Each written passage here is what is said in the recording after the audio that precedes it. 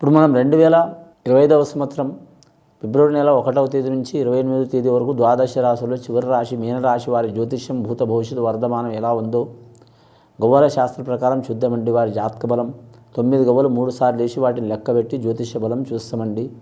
ఈ గవ్వల శాస్త్రాన్ని చింతామణి శాస్త్రం అంటారు, లకోట ప్రశ్న శాస్త్రం అంటారు.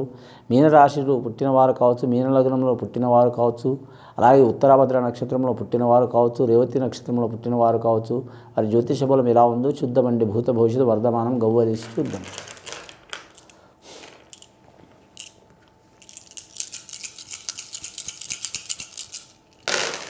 మీనరాశి జాతకానికి 2 గవ్వలు పడ్డాయండి.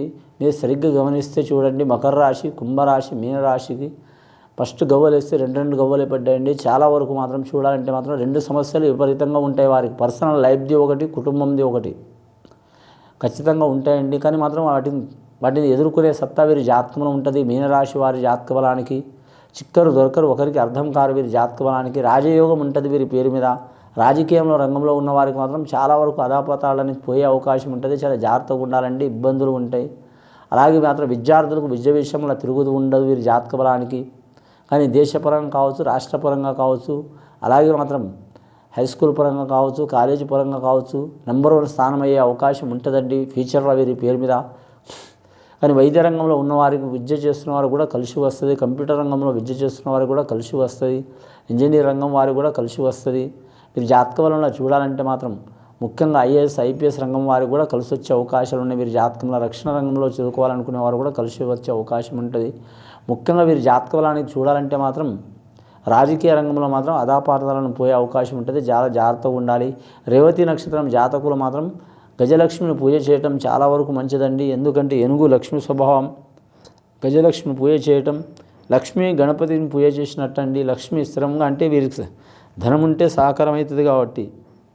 ఇంకా గజలక్ష్మి పూజ చేయటం అంటే వినాయకుడు కూడా ఉంటాడు, అంటే ఆటంకాలు రాకుండాటానికి చేస్తే చాలా వరకు మంచిగా ఉంటుందండి. వీరికి ఆదాయం ఖర్చు సరి సమానం ఉన్నది. సాయం చేసేవారు 7 అయితే ఇబ్బంది పెట్టేవారు 14 ఉంటారండి. ముఖం ముందర మంచిగా ఉంటారు కానీ కడుపులో కప్పటం చాలా ఉంటుంది. ఈ రాశి వారికి అలాంటి ఉన్నవారు ఇబ్బందులు పెట్టే అవకాశం ఉన్నదండి. ముఖం ముందర బాగానే ఉంటారు, వెనక గోతులు తవ్వే వాళ్ళు ఉంటారండి. ముఖ్యంగా స్త్రీలతో ఇబ్బందులు వచ్చే అవకాశం ఉంటుంది. అలాగే మాత్రం వివాహమైన వారికి భర్తకు లేదా భార్యకు మాత్రం ఆరోగ్య సమస్యలు వచ్చే అవకాశం ఉంటుంది. అలాగే సంతానంలో కూడా ఇబ్బందులు వచ్చే అవకాశం ఉంటుంది. అలాగే వీరి పేరు మీద కుటుంబ సమస్యలు వీరి ఒకటి తొలగిపోతుంటే ఒకటి వస్తూనే ఉంటుంది. కానీ మాత్రం వీరి జాతకానికి చూడాలంటే మాత్రం రుణ విషయంలో కూడా చాలా జాగ్రత్తగా ఉండాలి. రుణం మంచినీళ్ళ లెక్క ఖర్చు అయ్యే అవకాశం ఉంటుంది. అలాగే వీరు ఒకరిని ముంచాలనే ఆలోచన ఉండదు. కానీ మాత్రం నమ్మిన వారు వీరికి ముంచే అవకాశం ఉంటుంది. జాయింట్ వ్యాపారం చేయాలనుకునే వారికి మాత్రం ఖచ్చితంగా కలిసి వస్తుంది. అది ఏదైనా సరే, మీడియా రంగం వ్యాపారం కావచ్చు, లేదా ధన రంగంది కావచ్చు, ఫైనాన్స్ రంగంది కావచ్చు, వివాహ రంగంది కావచ్చు, అలాగే మాత్రం జనరల్ స్టోర్ది కావచ్చు, హోటల్ ఫీల్డ్ రంగంది కావచ్చు, అలాగే వీరికి రెస్టారెంట్ రంగం కావచ్చు కలిసి వచ్చే అవకాశం ఉంటుంది. భూమి రియల్ ఎస్టేట్ రంగం కూడా కలిసి వచ్చే అవకాశం ఉంటుంది. వ్యవసాయ రంగం మాత్రం కలిసి రాదు వీరి జాతక బలానికి. అలాగే మాత్రం బోరు బావి తవ్వాలనుకున్న చేయాలనుకున్న అసంటి కార్యక్రమాలు కూడా కలిసి వస్తాయి వీరికి. రెండవసారి గవ్వలేసి చూద్దామండి మీనరాశి వారి పేరు మీద.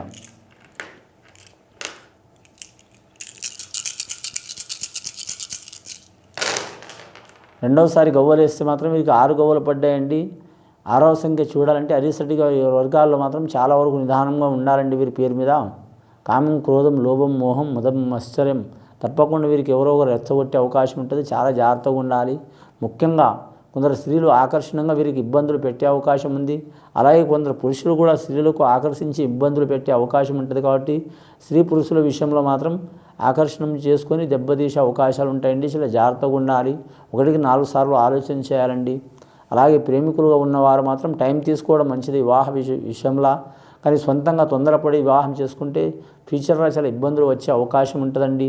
అలాగే గర్భదోషం ఉన్నవారు, సంతాన దోషం ఉన్నవారు, కుటుంబ దోషం ఉన్నవారు, అలాగే ఆకస్మికంగా ఇంట్లో నష్టాలు జరుగుతున్నవారు, కానీ మాత్రం వాహన విషయంలో నష్టం రావటం, ప్రాణగండాలు కావటం, ఇంటి పెద్ద నష్టం కావటం, ఇంటి పెద్దలు నష్టం కావటం, అన్నదమ్ములు నష్టం కావటం, ఇలాంటి సంఘటనలు జరుగుతున్న వారికి మాత్రం మంచి జరిగే అవకాశాలు ఉన్నాయండి. మీరు ఎవరిని పూజ చేసినా చేయకపోయినా మాత్రం ఖచ్చితంగా నాగేంద్రుడికి పూజ చేయాలండి. కాళభైరవ స్వామిని పూజ చేయటం, అలాగే మాత్రం వీరభద్రుడిని పూజ చేయటం చాలా వరకు మంచిది వీరి జాతక బలానికి. ముఖ్యంగా వీరి జాతకాన్ని చూడాలంటే శివుడికి వీలైతే మాత్రం భస్మాభిషేకం చేయడం చాలా వరకు మంచిది. శ్రీశైల మల్లికార్జున స్వామి సందర్శనం చేసి పాతాళ గంగల మునిగి అలాగే సాక్షి గణపతి నుంచి అమ్మవారి పూజ చేయటం, కామాఖ్యదేవుని అమ్మవారిని పూజ చేయటం, అలాగే మాత్రం మల్లికార్జున స్వామికి పూజ చేయటం చాలా వరకు మంచిది వీరి జాతక బలానికి. ముఖ్యంగా వీరి జాతకంలో చూడాలంటే వీరి నోటి వెంట ఖచ్చితంగా ఓం నమః శివాయ అనే వాక్యం ఉండాలండి. రెండవది మాత్రం వీరికి ఓపిక గురించి మాత్రం రామరామ జయ రామరామ శ్రీరామ రక్ష సర్వజగదర్శని ఆ రాముడు బాణం లాంటి ఈ రాముడి వాక్యం కూడా ఉండాలండి. చాలా వరకు మంచిది శ్లోకం. వీరి మీద ఉన్న చిక్కులు చికాకులు తొలగిపోయే అవకాశాలు ఉంటాయి. గవర్నమెంట్ ఉద్యోగం ప్రయత్నం చేస్తున్న వారు 100% ఫలితం ఉంటుందండి, 50% ఫలితం ఉండదు. వివాహం శుభకార్యం చేయాలనుకునే వారికి 170% ఫలితం ఇస్తుందండి, 30% ఇబ్బందులు వస్తాయండి. గృహ నిర్మాణం చేయాలనుకునే వారు, కొనాలనుకునేవారు, అమ్మాలనుకునే వారికి మాత్రం 60% ఫలితం ఉంటుందండి, 40% ఇబ్బందులు వచ్చే అవకాశం ఉంటుంది. చేతి వృత్తి పనిదారులకు కలిసి వచ్చే అవకాశం ఉంటుందండి వీరి పేరు మీద. మూడోసారి గవ్వలేసి చూద్దామండి వీరి జాతక బలానికి. ఇప్పటిదాకా అయితే 8 గవ్వలు పడ్డాయండి వీరికి.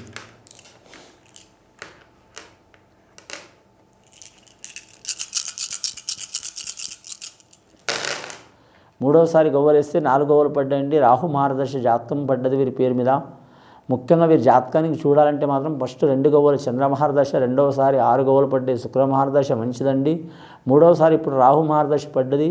కానీ వీరి జాతక బలానికి చూడాలంటే మాత్రం ముఖ్యంగా వీరి జ్యోతిష బలంలో చూడాలంటే మాత్రం నలుగురితో ఇబ్బందులు వచ్చే అవకాశాలు ఉన్నాయండి. చాలా జాగ్రత్తగా ఉండాలి. నలుగురితో అంటే మిత్రులతో ఇబ్బంది వస్తుంది, కుటుంబ సభ్యులు 2వ స్థానం, 3వ స్థానం శత్రువులతో వస్తుంది, 4వ స్థానం చేసే పని కాడ వస్తుందండి. ఈ 4 స్థానంలో కాడ వీరు జాగ్రత్తగా ఉండాలి.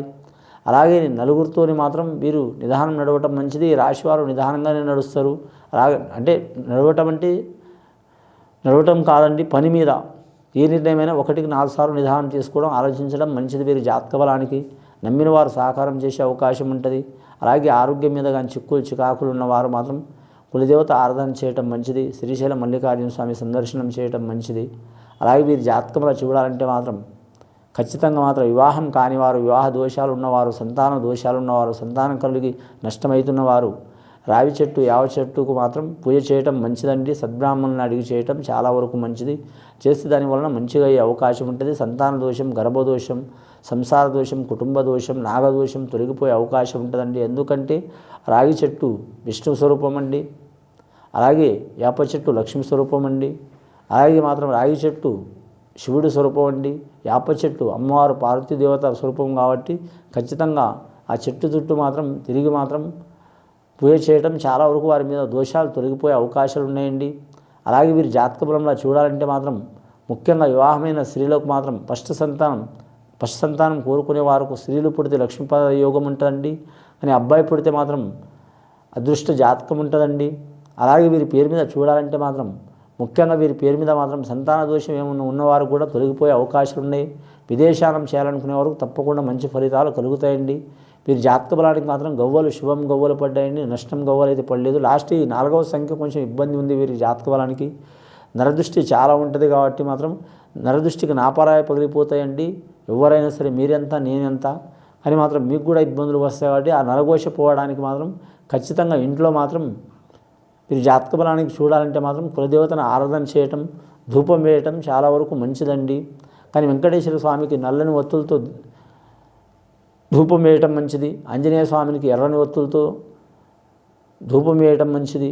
అలాగే అమ్మవారికి వీరి జాతకంలో కనకాంబరాలతో పూజ చేయటం స్త్రీలు చాలా వరకు శుభకరం ఉంటుందండి. లక్ష్మీదేవతకు మాత్రం, సరస్వతి దేవతకు మాత్రం మల్లెపూలతో పూజ చేయడం చాలా వరకు మంచిది ఉంటుందండి.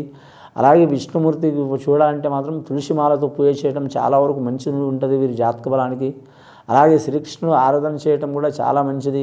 వీరి జాతక బలానికి కళాకారులకు కూడా కలిసి వచ్చే అవకాశాలు ఉన్నాయి. గత కొన్ని సంవత్సరాల నుంచి పడుతున్న బాధలు, చిక్కులు చికాకులు తొలగిపోయే అవకాశాలు ఉన్నాయండి. ఇది విని చూసి ఆచరించే వారికి మంచి ఫలితాలు కలుగుతాయండి. శుభం భూయత్.